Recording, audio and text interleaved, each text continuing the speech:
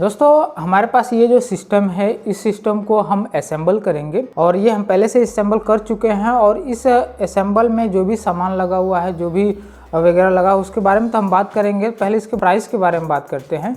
तो ये जो सिस्टम है वो डुअल कोर सिस्टम है और इसका पूरा लागत A to Z जैसे बोर्ड, प्रोसेसर, मॉनिटर और कीबोर्ड माउस लेकर ये 12,000 में, 12,000 में ये पूरा कंप्लीट हो गया है। ये सिस्टम उनके लिए ज़्यादा बेहतर होगा जो लोग पढ़ाई करते हैं, यानी कि स्टूडेंट के लिए सबसे बेस्ट रहेगा। जैसे कि टाइपिंग करना हो, डॉक्यूमेंट वर्क हो, या फिर माइक्रोसॉफ्ट ऑफिस पे काम करना हो, या पेंट करना हो, या फिर इसमें अगर कोई फ़ोटो की डिज़ाइनिंग करनी हो, जैसे फोटोशॉप 7 यूज़ करना, पेज मेकर 7 यूज़ करना, कोरल ड्रा 11 यूज़ करना, तो उसके लिए ये पीसी बेस्ट रहता है।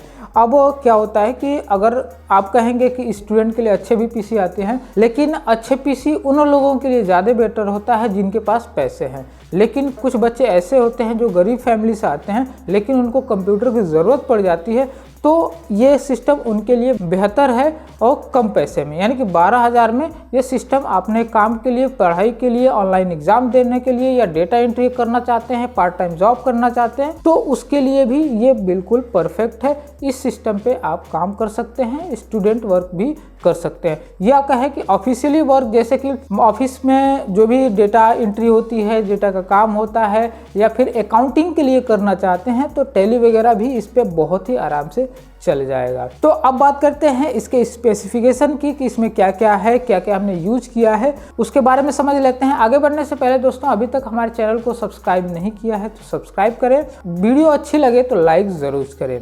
तो पहले हम स्टार्ट करते हैं CPU से। तो CPU में हम पहले कैबिनेट जो यूज़ किए हुए हैं उस कैबिनेट के बारे में बात करते हैं। ये कई सारे कंपनी में आते हैं, इंटर भी यूज़ कर सकते हैं, फॉक्सीन, या फिर आपके एरिया में जो भी लोकल ब्रांड होंगे उसमें भी ये आता है। तो ये जो है कैबिनेट है, इसमें SMPS के साथ 1500 के रेंज में यह कैबिनेट मिल जाएगा। और जो इसमें SMPS हम यूज़ किए हैं वो 450 वाट का है, जेबियन का। और ये जो कैबिनेट है, इस कैबिनेट में थोड़ा सा अलग सा एक फीचर दिया हुआ है 3.0 USB का।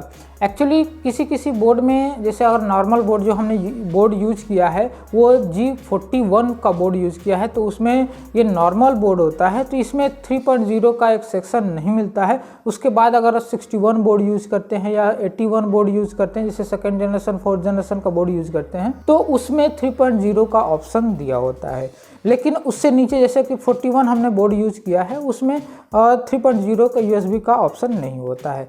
तो उसको क्या किया है कि इस 3.0 को भी हम 2.0 वाले ही सेक्शन में कनेक्शन दे दिए हैं। और साथ ही साथ इसके बगल में जो 2 USB दिया हुआ है ये 2.0 के हैं। तो वैसे इस नॉर्मली इस बोर्ड में ये तीनों, हम कहेंगे कि तीनों ही 2.0 में ही इस समय कन्वर्ट किए गए हैं। उसके बाद यहाँ पे 2 पावर स्विच है, एक पावर स्विच है, एक रीस्टार्ट का है, और माइक और ईयरफोन का भी ऑप्शन इसमें दिया हुआ है। अब बात करते हैं इसमें बोर्ड का। तो हमने स्टार्टिंग में अभी बताया है कि G41 बोर्ड की है, लेकिन इसमें जो बोर्ड है वो इंटर कंपनी का है।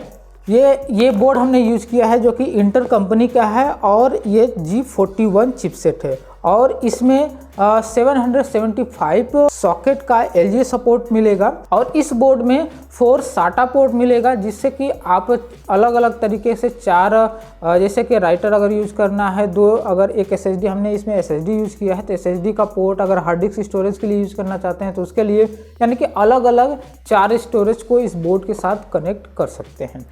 इस बोर्ड में DDR3 रैम सपोर्ट करता है। मैक्सिमम इस बोर्ड में 16 GB तक रैम आप यूज कर सकते हैं। इसमें जो ऑडियो मिलेगा वो 5.1 का मिलेगा, इसमें एक लैन पोर्ट भी मिलेगा, और साथ ही साथ इस बोर्ड में 6 USB पोर्ट भी मिलेंगे। और ये जो बोर्ड होता है ये नॉर्मल बोर्ड होते हैं, इसलिए इसमें HDMI पोर्ट नहीं मिलेगा, सिर्फ VGA पोर्ट मिलेगा।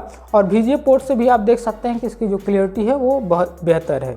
अब बात करते हैं इसमें यूज होने वाला प्रोसेसर। जो इसमें प्रोसेसर हमने यूज किया है वो Core 2 Duo प्रोसेसर यूज किया है, जिसका मॉडल नंबर है E8400। और ये जो प्रोसेसर है 3.0 GHz का प्रोसेसर है, जो कि नॉर्मल सिस्टम के लिए बहुत ही बेहतर स्पीड दे सकता है।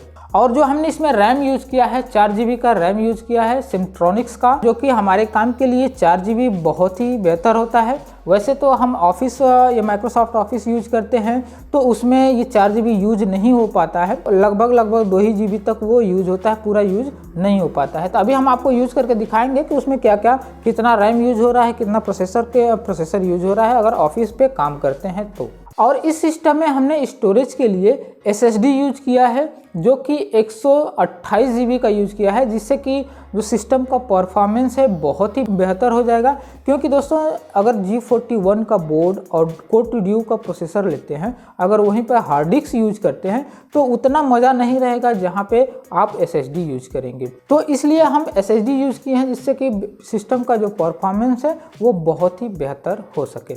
और जो हमने SSD यूज किया है वो जेबियन कंपनी का है, इसी सेम कंपनी का हमने SMBS भी यूज किया है, जिसका जो परफॉर्मेंस है बहुत ही बेहतर है। आप और भी कंपनी का यूज कर सकते हैं, जैसे जेब्रॉनिक्स हुआ, लैबकेयर हुआ, इरवाइन हुआ, जो भी नॉर्मल कंपनी का है वो भी यूज कर सकते हैं। अगर कुछ और पैसा मिलाएंगे तो WD का, सीगेट का और ब्रांड में भी आ सकता है, लेकिन इसकी भी परफॉर्मेंस बहुत ही बेटर है। लेकिन बात यह है कि प्राइस में बहुत ज़्यादा अंतर आ जाता है। अगर वहीं पे WD 128 GB में ले लेते हैं तो उसका रेट करीबन 2200 से 2500 के रेंज में मिल जाएगा, और वहीं पे जेबियन का अगर 128 GB में लेते हैं तो लगभग 1500 से मान के चलिए कि 1800 के रेंज में ये मिल जाएगा। तो ये सस्ता पड़ता है लेकिन परफॉर्मेंस भी उतना ही अच्छा होता है। इसकी भी 3 ईयर वारंटी है, और WD का भी लेंगे उसका भी 3 ईयर वारंटी होगा। ये तो रहा पूरा CPU का। अब चलते हैं मॉनिटर पे। हम जो मॉनिटर यूज कर रहे हैं वो 18.9 इंच का है, और ये जो मॉनिटर है इंटर कंपनी का है,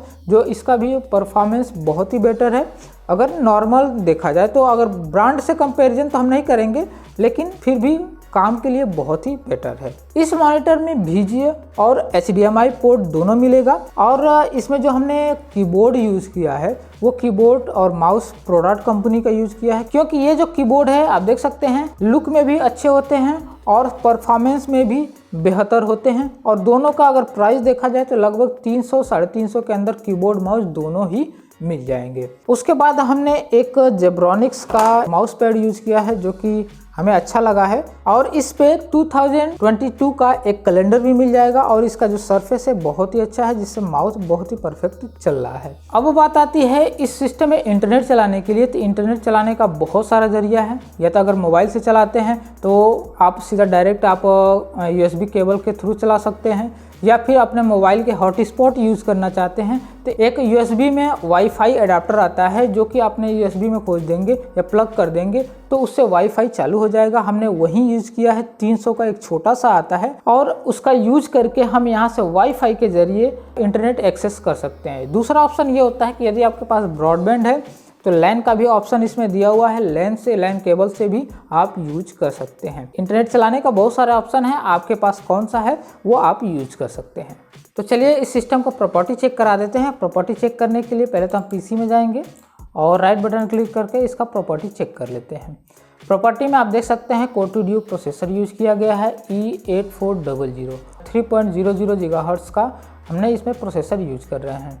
उसके बाद इसमें जो मेमोरी हमने यूज़ किया है यानी कि रैम यूज़ किया है वो 4 GB का है DDR3, और इसमें जो हम ऑपरेटिंग सिस्टम यूज़ कर रहे हैं विंडोज 10 Pro 64 बिट का।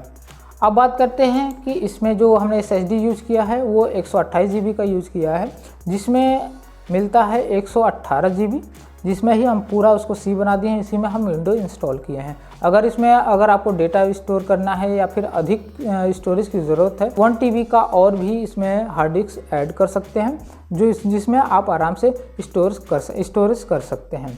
और यहाँ पे जब भी कम कॉन्फ़िगरेशन का या लो कॉन्फ़िगरेशन का आप CPU खरीदें तो उसमें ये ज़रूर ध्यान दें कि उस सिस्टम में विंडोज़ के लिए या ऑपरेटिंग सिस्टम के लिए हम SSD यूज करें, और स्टोरेज के लिए आप हार्ड डिस्क अपने अकॉर्डिंग यूज कर सकते हैं। 500 GB, 1000 GB, 2000 GB अपने अनुसार। अगर आप स्टूडेंट हैं या फिर किसी ऑफिस में काम कर रहे हैं तो उसके लिए ये सिस्टम बहुत ही बेस्ट रहेगा। और यदि सबसे कम पैसे में लेना चाहते हैं तो, क्योंकि इस पे ऑफिस का, स्टूडेंट का, लैब प्रोजेक्ट वगैरह जितना भी है सारा काम नॉर्मली हो जाएगा। आप कहेंगे कि इस पे एडिटिंग वगैरह, तो भाई इस पे एडिटिंग वगैरह नहीं हो पाएंगे, लेकिन ये सिर्फ माइक्रोसॉफ्ट ऑफिस चला सकते हैं, नॉर्मल फोटोशॉप की एडिटिंग कर सकते हैं।